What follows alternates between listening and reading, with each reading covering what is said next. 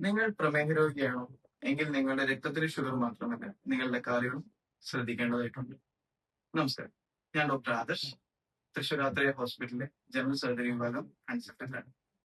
പ്രമേഹ രോഗികളുടെ രക്തക്കുഴലുകളുടെ ഘടനയിലും നാഡീഞരമ്പുകളുടെ പ്രവർത്തനത്തിലും വ്യതിയാനങ്ങൾ നേരിടാറുണ്ട്. ഇതുമൂലം ചെറിയ മുറിവുകൾ, അതിപ്പോൾ കല്ല് തട്ടിയാലും വിണ്ട് കീറിയതായാലും എന്തിന് ചൊറിഞ്ഞു പൊട്ടിയതായ പോലും ചെറിയ മുറിവുകളിലും ഉണങ്ങാൻ വൈകുവാനും അതിൽ അണുബാധ അതായത് പഴുപ്പ് ബാധിക്കുവാനും സാധ്യത കൂടുതലാണ്. വേദന അറിയാത്തതിനാൽ ഇത്തരം മുറിവുകൾ ചുറ്റുപാടിലേക്ക് പരക്കുവാനും അത് ഉണങ്ങാൻ താമസം നേരിടുവാനും സാധ്യത വളരെ കൂടുതലാണ്. ഇത്തരം രോഗികളുടെ ചികിത്സയ്ക്കായി ആന്റിബയോട്ടിക്കുകൾ മാത്രം മതിയാവില്ല. ആദ്യമായി ചെറിയ ശസ്ത്രക്രിയ വഴി പഴുപ്പും അണുബാധയും നീക്കം ചെയ്യുകയും അതിനോട് കൂടെ തന്നെ ആന്റിബയോട്ടിക്കുകളും ദിനം പ്രതിയുള്ള ഡ്രസ്സിങ്ങുകളാണ് ആവശ്യമായി. പ്രതിരോധമാണ് ചികിത്സയേക്കാൾ എപ്പോഴും നല്ലത്. ഈ രോഗപ്രതിരോധത്തിനായി കുറച്ച് ലളിതമായ കാര്യങ്ങൾ നമുക്ക് ചെയ്യാവുന്നതാണ്. അതിൽ ഏറ്റവും പ്രധാനം നിങ്ങളുടെ പ്രമേഹം നിയന്ത്രണത്തിൽ വെക്കുക എന്നുള്ളത്.